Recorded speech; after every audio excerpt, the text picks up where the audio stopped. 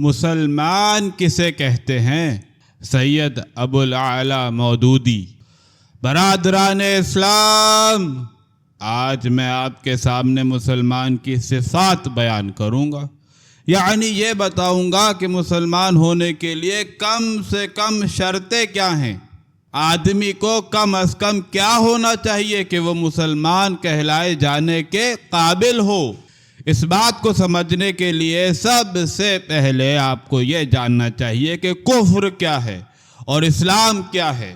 کفر یہ ہے کہ آدمی خدا کی فرما برداری سے انکار کر دے، اور اسلام یہ ہے کہ آدمی صرف خدا کا فرما بردار ہو اور ہر ایسے طریقے یا قانون یا حکم کو ماننے سے انکار کر دے جو خدا کی بھیجی ہوئی ہدایت کے خلاف ہو۔ اسلام اور کفر کا یہ فرق قرآن مجید میں صاف صاف بیان کر دیا گیا ہے، چنانچہ ارشاد ہے وَمَن لَّمْ يَحْكُم بِمَا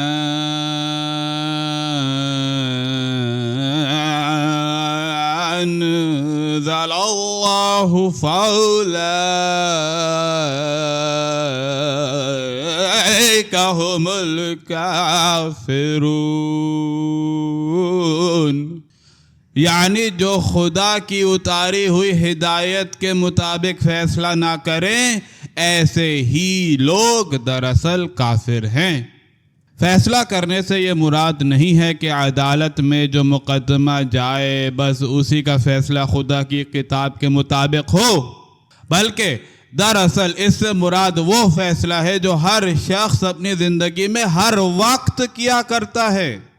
ہر موقع پر تمہارے سامنے یہ سوال آتا ہے کہ فلاں کام کیا جائے یا نہ کیا جائے، فلاں بات اس طرح کی جائے یا اس طرح کی جائے، فلاں معاملے میں یہ طریقہ اختیار کیا جائے یا وہ طریقہ اختیار کیا جائے۔ تمام ایسے موقعوں پر ایک طریقہ خدا کی کتاب اور اس کے رسول کی سنت بتاتی ہے، اور دوسرا طریقہ انسان کے اپنے نفس کی خواہشات یا باپ دادا کی رسمیں یا انسانوں کے بنائے ہوئے قانون بتاتے ہیں۔ اب جو شخص خدا کے بتائے ہوئے طریقے کو چھوڑ کر کسی دوسرے طریقے کے مطابق کام کرنے کا فیصلہ کرتا ہے، وہ دراصل کفر کا طریقہ اختیار کرتا ہے۔ اگر اس نے اپنی ساری زندگی ہی کے لیے یہی ڈھنگ اختیار کیا ہے تو وہ پورا کافر ہے، اور اگر وہ بعض معاملات میں تو خدا کی ہدایت کو مانتا ہو اور بعض میں اپنے نفس کی خواہشات کو یا رسم و رواج کو یا انسانوں کے قانون کو خدا کے قانون پر ترجیح دیتا ہو، تو جس قدر بھی وہ خدا کے قانون سے بغاوت کرتا ہے اسے قدر کفر میں مبتلا ہے۔ کوئی آدھا کافر ہے، کوئی چوتھائی کافر ہے، کسی میں 10واں حصہ کفر کا ہے اور کسی میں 20واں حصہ۔ غرض جتنی خدا کے قانون سے بغاوت ہے اتنا ہی کفر بھی ہے۔ اسلام اس کے سوا کچھ نہیں ہے کہ آدمی صرف خدا کا بندہ ہو، نفس کا بندہ، نہ باپ دادا کا بندہ، نہ خاندان اور قبیلے کا بندہ، نہ مولوی صاحب اور پیر صاحب کا بندہ، نہ زمیندار صاحب اور تحصیلدار صاحب اور میجسٹریٹ صاحب کا بندہ، نہ خدا کے سوا کسی اور صاحب کا بندہ۔ قرآن مجید میں ارشاد ہے قُلْ يَا أَهْلَ الْكِتَابِ تَعَالَوْا إِلَىٰ كَلِمَةٍ سَوَاءٍ بَيْنَنَا وَبَيْنَكُمْ أَلَّا نَعْبُدَ إِلَّا اللَّهَ وَلَا نُشْرِكَ بِهِ شَيْئًا وَلَا يَتَّخِذَ بَعْضُنَا بَعْضًا أَرْبَابًا مِّن دُونِ اللَّهِ فَإِن تَوَلَّوْا فَقُولُوا اشْهَدُوا بِأَنَّا مُسْلِمُونَ، یعنی اے نبی اہل کتاب سے کہو کہ آؤ ہم تم ایک ایسی بات پر اتفاق کر لیں جو ہمارے اور تمہارے درمیان یکساں ہیں، یعنی جو تمہارے نبی بھی بتا گئے ہیں، اور خدا کا نبی ہونے کی حیثیت سے میں بھی وہی بات کہتا ہوں۔ وہ بات یہ ہے کہ ایک تو ہم اللہ کے سوا کسی کے بندے بن کر نہ رہیں، دوسرے یہ کہ خدائی میں کسی کو شریک نہ کریں، اور تیسری بات یہ ہے کہ ہم میں کوئی انسان کسی انسان کو اللہ کے بجائے اپنا مالک اور اپنا آقا نہ بنائے۔ یہ تین باتیں اگر وہ نہیں مانتے تو ان سے کہہ دو کہ گواہ رہو ہم تو مسلمان ہیں، یعنی ہم ان تینوں باتوں کو مانتے ہیں۔ أَفَغَيْرَ دِينِ اللَّهِ يَبْغُونَ وَلَهُ أَسْلَمَ مَنْ فِي السَّمَاوَاتِ وَالْأَرْضِ طَوْعًا وَكَرْهًا وَإِلَيْهِ يُرْجَعُونَ۔ اب کیا یہ لوگ اللہ کی اطاعت کا طریقہ دین اللہ چھوڑ کر کوئی اور طریقہ چاہتے ہیں؟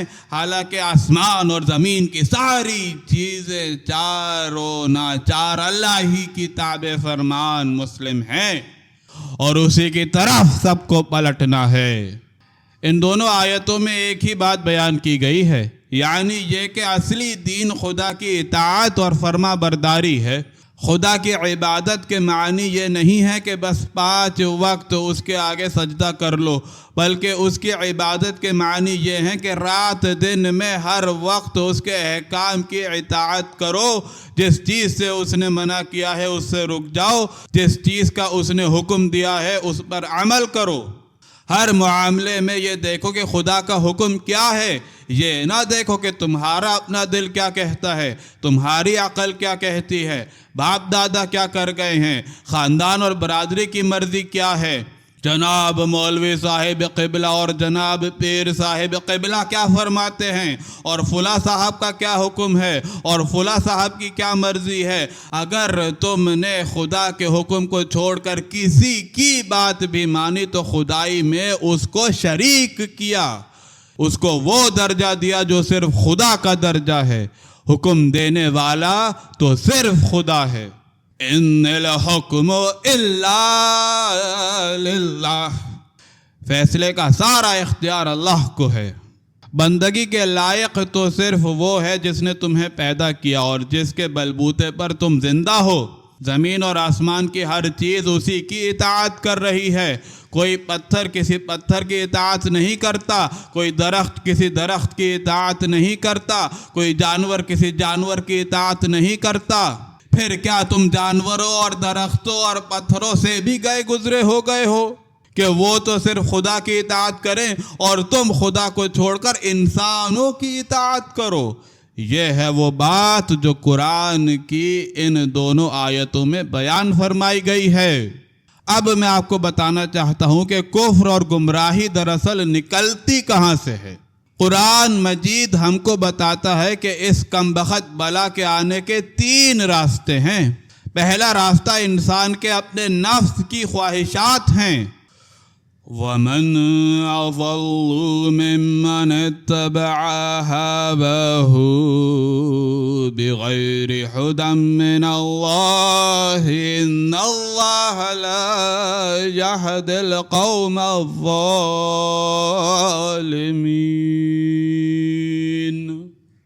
یعنی اس سے بڑھ کر گمراہ کون ہوگا جس نے خدا کی ہدایات کے بجائے اپنے نفس کی خواہش کی پیروی کی۔ ایسے ظالم لوگوں کو خدا ہدایت نہیں دے گا۔ مطلب یہ ہے کہ سب سے بڑھ کر انسان کو گمراہ کرنے والی چیز انسان کے اپنے نفس کی خواہشات ہیں۔ جو شخص خواہشات کا بندہ بن گیا اس کے لیے خدا کا بندہ بننا ممکن ہی نہیں۔ وہ تو ہر وقت یہ دیکھے گا کہ مجھے روپیہ کس کام سے ملتا ہے، میری عزت اور شہرت کس کام میں ہوتی ہے، مجھے لذت و لطف کس کام میں حاصل ہوتا ہے، مجھے آرام اور آسائش کس کام میں ملتی ہے۔ بس یہ چیزیں جس کام میں ہوں گی اسی کو وہ اختیار کرے گا، چاہے خدا اس سے منع کرے، اور یہ چیزیں جس کام میں نہ ہوں اس کو وہ ہرگز نہ کرے گا، چاہے خدا اس کا حکم دے۔ تو ایسے شخص کا خدا اللہ تبارک و تعالی نہ ہوا، اس کا اپنا نفس ہی اس کا خدا ہوا۔ اس کو ہدایت کیسے مل سکتی ہے؟ اسی بات کو دوسری جگہ قرآن میں یوں بیان کیا گیا ہے۔ أرأيت من اتخذ إلهه هواه أفأنت تكون عليه وكيلا أم تحسب أن أكثرهم يسمعون أو يعقلون إن هم إلا كالأنعام بل هم أضل سبيلا. یعنی اے نبی، تم نے اس شخص کے حال پر غور بھی کیا جس نے اپنے نفس کی خواہش کو اپنا خدا بنا لیا ہے؟ کیا تم ایسے شخص کی نگرانی کر سکتے ہو؟ کیا تم سمجھتے ہو کہ ان میں سے بہت سے لوگ سنتے اور سمجھتے ہیں؟ ہرگز نہیں، یہ تو جانوروں کی طرح ہیں، بلکہ ان سے بھی گئے گزرے۔ نفس کے بندے کا جانوروں سے بدتر ہونا ایسی بات ہے جس میں کسی شک کی گنجائش ہی نہیں ہے۔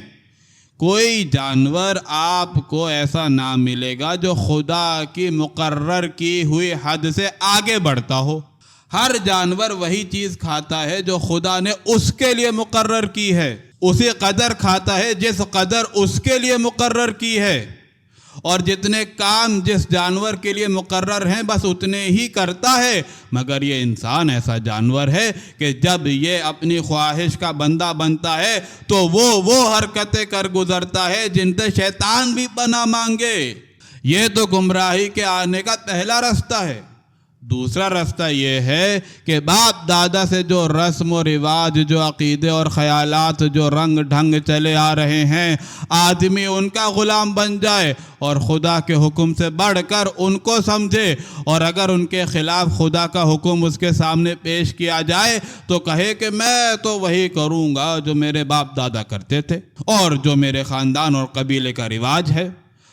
جو شخص اس مرض میں مبتلا ہے وہ خدا کا بندہ کب ہوا؟ اس کے خدا تو اس کے باپ دادا اور اس کے خاندان اور قبیلے کے لوگ ہیں۔ اس کو یہ جھوٹا دعویٰ کرنے کا کیا حق ہے کہ میں مسلمان ہوں؟ قرآن کریم میں اس پر بھی بڑی سختی کے ساتھ تنبیہ کی گئی ہے۔ وَإِذَا قِيلَ لَهُمُ اتَّبِعُوا مَا أَنزَلَ اللَّهُ قَالُوا بَلْ نَتَّبِعُ مَا أَلْفَيْنَا عَلَيْهِ آبَائِنَا أَوَلَوْ كَانَ آبَاؤُهُمْ لَا يَعْقِلُونَ شَيْئًا وَلَا يَهْتَدُونَ۔ اور جب کبھی ان سے کہا گیا کہ جو حکم خدا نے بھیجا ہے اس کی پیروی کرو تو انہوں نے یہی کہا کہ ہم تو اس بات کی پیروی کریں گے جو ہمیں باپ دادا سے ملی ہے۔ اگر ان کے باپ دادا کسی بات کو نہ سمجھتے ہوں اور راہ راست پر نہ ہو تو کیا یہ پھر بھی انہی کی پیروی کیے چلے جائیں گے؟ دوسری جگہ فرمایا وَإِذَا قِيلَ لَهُمْ تَعَالَوْا إِلَى مَا أَنزَلَ اللَّهُ وَإِلَى الرَّسُولِ قَالُوا حَسْبُنَا مَا وَجَدْنَا عَلَيْهِ آبَاءَنَا أَوَلَوْ كَانَ آبَاؤُهُمْ لَا يَعْلَمُونَ شَيْئًا وَلَا يَهْتَدُونَ۔ يَا أَيُّهَا الَّذِينَ آمَنُوا عَلَيْكُمْ أَنفُسَكُمْ لَا يَضُرُّكُمْ مَنْ ضَلَّ إِذَا اهْتَدَيْتُمْ إِلَى اللَّهِ مَرْجِعُكُمْ جَمِيعًا فَيُنَبِّئُكُمْ بِمَا كُنْتُمْ تَعْمَلُونَ۔ اور جب ان سے کہا گیا کہ آؤ اس فرمان کی طرف جو خدا نے بھیجا ہے اور آؤ رسول کے طریقے کی طرف، تو انہوں نے کہا کہ ہمارے لیے تو بس وہی طریقہ کافی ہے جس پر ہم نے اپنے باپ دادا کو پایا ہے۔ کیا یہ باپ دادا ہی کی پیروی کیے چلے جائیں گے چاہے ان کو کسی بات کا علم نہ ہو اور وہ سیدھے راستے پر نہ ہو؟ اے ایمان لانے والو، تم کو تو اپنی فکر ہونی چاہیے۔ اگر تم سیدھے راستے پر لگ جاؤ تو کسی دوسرے کی گمراہی سے تمہیں کوئی نقصان نہ ہوگا، پھر آخر کار سب کو خدا کی طرف واپس جانا ہے۔ اس وقت خدا تم کو تمہارے اعمال کا نیک و بد سب کچھ بتا دے گا۔ یہ ایسی گمراہی ہے جس میں تقریباً ہر زمانے کے جاہل لوگ مبتلا رہے ہیں، اور ہمیشہ خدا کے رسولوں کی ہدایت کو ماننے سے یہی چیز انسان کو روکتی ہے۔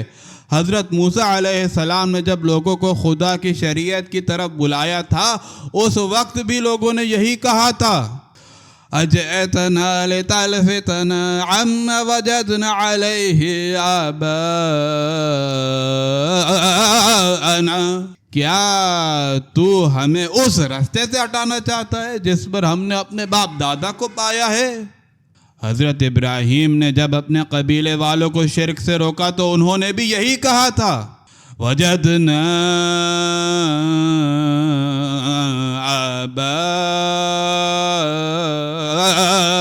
آباءنا لها عابدین، ہم نے اپنے باپ دادا کو انہی خداؤں کی بندگی کرتے ہوئے پایا ہے۔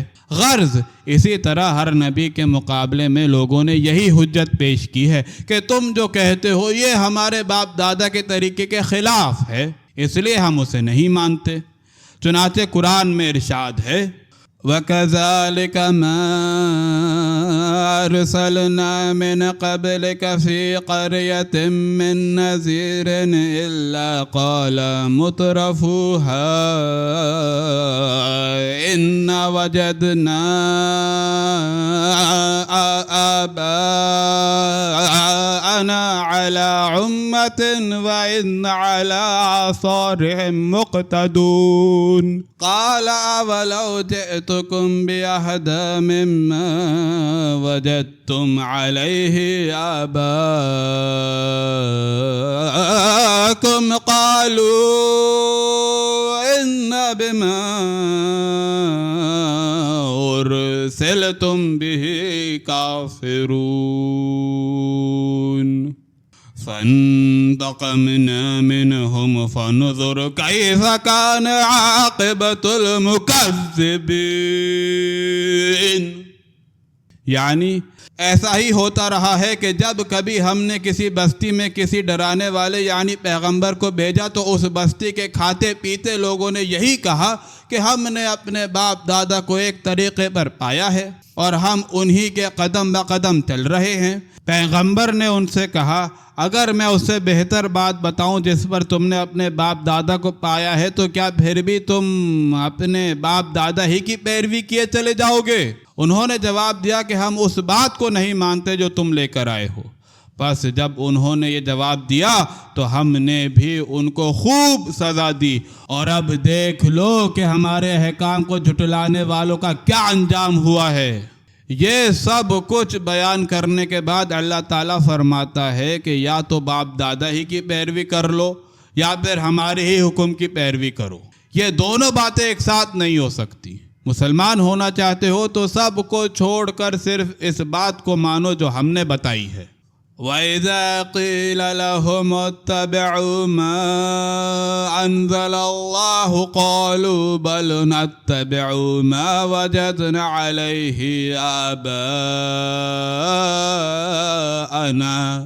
أَوَلَوْ كَانَ الشَّيْطَانُ يَدْعُوهُمْ إِلَى عَذَابِ السَّعِيرِ وَمَن يُسْلِمْ وَجْهَهُ إِلَى اللَّهِ وَهُوَ مُحْسِنٌ فَقَدِ اسْتَمْسَكَ بِالْعُرْوَةِ الْوُثْقَى وَإِلَى اللَّهِ عَاقِبَةُ الْأُمُورِ وَمَنْ كَفَرَ فَلَا يَحْزُنْكَ كُفْرُهُ إِلَيْنَا مَرْجِعُهُمْ فَنُنَبِّئُهُمْ بِمَا عَمِلُوا، یعنی جب ان سے کہا گیا کہ اس حکم کی پیروی کرو جو خدا نے بھیجا ہے تو انہوں نے کہا کہ نہیں، ہم تو اس بات کی پیروی کریں گے جس پر ہم نے اپنے باپ دادا کو پایا ہے، چاہے شیطان ان کو عذاب جہنم ہی کی طرف کیوں نہ بلا رہا ہو۔ جو کوئی اپنے آپ کو بالکل خدا کے سپرد کر دے اور نیکوکار ہو، اس نے تو مضبوط رسی تھام لی، اور آخر کار تمام معاملات خدا کے ہاتھ میں ہیں۔ اور جس نے اس سے انکار کیا تو اے نبی تم کو اس کے انکار سے رنجیدہ ہونے کی ضرورت نہیں، وہ سب ہماری طرف واپس آنے والے ہیں، پھر ہم انہیں ان کے اعمال کا نتیجہ دکھا دیں گے۔ یہ گمراہی کے آنے کا دوسرا راستہ ہے۔ تیسرا راستہ قرآن نے یہ بتایا ہے کہ انسان جب خدا کے حکم کو چھوڑ کر دوسرے لوگوں کے حکم ماننے لگتا ہے اور یہ خیال کرتا ہے کہ فلاں شخص بڑا آدمی ہے، اس کی بات پکی ہوگی، یا فلاں شخص کے ہاتھ میں میری روٹی ہے اس لیے اس کی بات ماننی چاہیے، یا فلاں شخص بڑا صاحب اقتدار ہے اس لیے اس کی فرما برداری کرنی چاہیے، یا فلاں صاحب اپنی بد دعا سے مجھے تباہ کر دیں گے یا اپنے ساتھ جنت میں لے جائیں گے، اس لیے جو وہ کہیں وہی صحیح ہے، یا فلاں قوم بڑی ترقی کر رہی ہے اس کے طریقے اختیار کرنے چاہیے، تو ایسے شخص پر خدا کی ہدایت کا راستہ بند ہو جاتا ہے۔ وَإِن تُطِعْ أَكْثَرَ مَنْ فِي الْأَرْضِ يُضِلُّوكَ عَنْ سَبِيلِ اللَّهِ، اگر تو نے ان بہت سے لوگوں کی اطاعت کی جو زمین میں رہتے ہیں تو وہ تجھ کو خدا کے راستے سے بھٹکا دیں گے۔ یعنی آدمی سیدھے راستے پر اس وقت ہو سکتا ہے جب اس کا ایک خدا ہو، سینکڑوں ہزاروں خدا جس نے بنا لیے ہوں، اور جو کبھی اس خدا کے کہے پر اور کبھی اس خدا کے کہے پر چلتا ہو وہ راستہ کہاں پا سکتا ہے؟ اب آپ کو معلوم ہو گیا ہوگا کہ گمراہی کے 3 بڑے بڑے سبب ہیں۔ ایک نفس کی بندگی، دوسرے باپ دادا اور خاندان اور قبیلے کے رواجوں کی بندگی، تیسرے عام طور پر دنیا کے لوگوں کی بندگی جس میں دولت مند لوگ اور حکام وقت اور بناوٹی پیشوا اور گمراہ قومیں سب ہی شامل ہیں۔ یہ 3 بڑے بڑے بت ہیں جو خدائی کے دعوے دار بنے ہوئے ہیں۔ جو شخص مسلمان بننا چاہتا ہو اس کو سب سے پہلے ان تینوں بتوں کو توڑنا چاہیے، پھر وہ حقیقت میں مسلمان ہو جائے گا، ورنہ جس نے یہ تینوں بت اپنے دل میں بٹھا رکھے ہوں اس کا بندہ خدا ہونا مشکل ہے۔